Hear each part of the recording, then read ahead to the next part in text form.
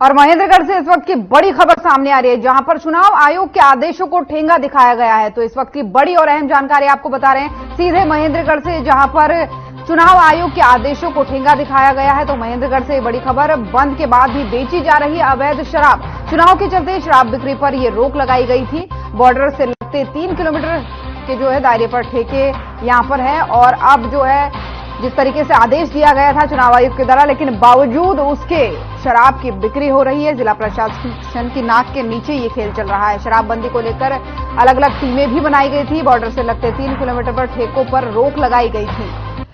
गोदगांव से ये मामला सामने आया है, जहां पर आपको बता दें कि चुनाव आयोग के आदेशों को ठेंगा दिखाते हुए खुलेआम शराब बेची जा रही है। जिला प्रशासन की नाक के नीचे ये सब किया जा रहा है। तो एक तरीके से कहा जा सकता है कि जो चुनाव आयोग के आदेश थे उनको ठेंगा दिखाते हुए ये काम किया जा रहा है, यानी अवैध तरीके से शराब बेची जा रही है, क्योंकि ड्राई डे घोषित किया जा चुका था। और ऐसे में इस तरीके की घटनाएं सामने आना निश्चित तौर पर कहा जा सकता है कि चुनाव आयोग के आदेशों पर ठेंगा दिखाने वाली बात है। अलग अलग टीमें भी बनाई गई थी।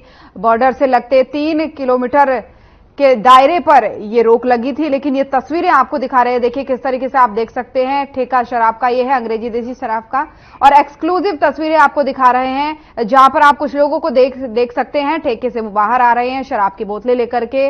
और ये तस्वीरें साफ तौर पर आप देख सकते हैं, एक्सक्लूसिव आपको दिखा रहे हैं।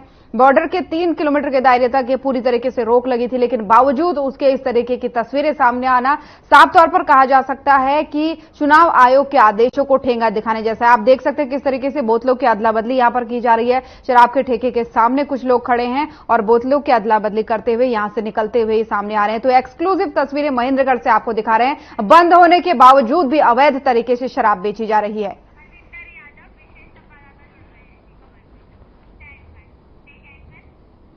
और इसी खबर पर ज्यादा जानकारी के साथ हमारे विशेष संवाददाता हरविंदर हमारे साथ जुड़ रहे हैं। हरविंदर, इस तरीके की तस्वीरें साफ तौर पर कहा जा सकता है कि ये चुनाव आयोग के आदेशों को ठेंगा दिखाने जैसा है। जी बिल्कुल, साफ तौर पर तस्वीरें, चुनाव आयोग के द्वारा एक नियम बनाया गया था कि जब तक चुनाव होगा तब तक जो शराब की दुकानें हैं उन पर पाबंदी लगाई जाएगी। कल चुनाव है, लेकर प्रदेश भर में इसकी सख्त कार्रवाई करने के लिए जो टीमें हैं वो गठित की गई है। बावजूद इसके भी जो शराब की बिक्री है वो यहाँ पे सरेआम की जा रही है। तो कहीं ना कहीं चुनाव आयोग के जो आदेश है उनको ठेंगा यहाँ पर जो शराब माफिया है वो यहाँ पर दिखा रहे हैं। तस्वीरें देखने के बाद अंदाजा इस बात का लगाया जा सकता है कि बाकायदा आबकारी विभाग की तरफ से एक नोटिफिकेशन जारी किया गया था। इन लोगों को आदेश दिए गए थे कि ये लोग जो शराब की बिक्री है उस पर पूरी तरह से प्रतिबंध है, और किसी भी प्रकार की जो एक्टिविटी है, चाहे वो दुकान के अंदर हो या फिर शराब के ठेके के अंदर हो, शराब की बिक्री पर पूरी तरह से रोक जो है वो लगाई गई है। लेकिन उसके बाद भी जो चीजें हैं वो सामने आ रही हैं, और साफ तौर पर इन चीजों को देखा जाए तो कहीं ना कहीं एक बड़ा सवाल खड़ा होता है कि चुनाव आयोग के नियमों की जहां पर अनदेखी की जा रही है तो इन लोगों के खिलाफ सख्त से सख्त कार्रवाई होनी चाहिए, लेकिन कार्रवाई कब तक होती है एक बड़ा सवाल है। जी बिल्कुल, लेकिन हरविंदर, सवाल तो ये भी बनता है ना कि इसके लिए जिम्मेदार कौन है, क्योंकि चुनाव आयोग ने नियम बना दिए, टीमें भी गठित कर दी। अब ये जो लोग जा रहे हैं क्योंकि उनको मिल रहा है इसलिए जा रहे हैं, ये दुकान खोलने वाले जिम्मेदार है, कौन जिम्मेदार है?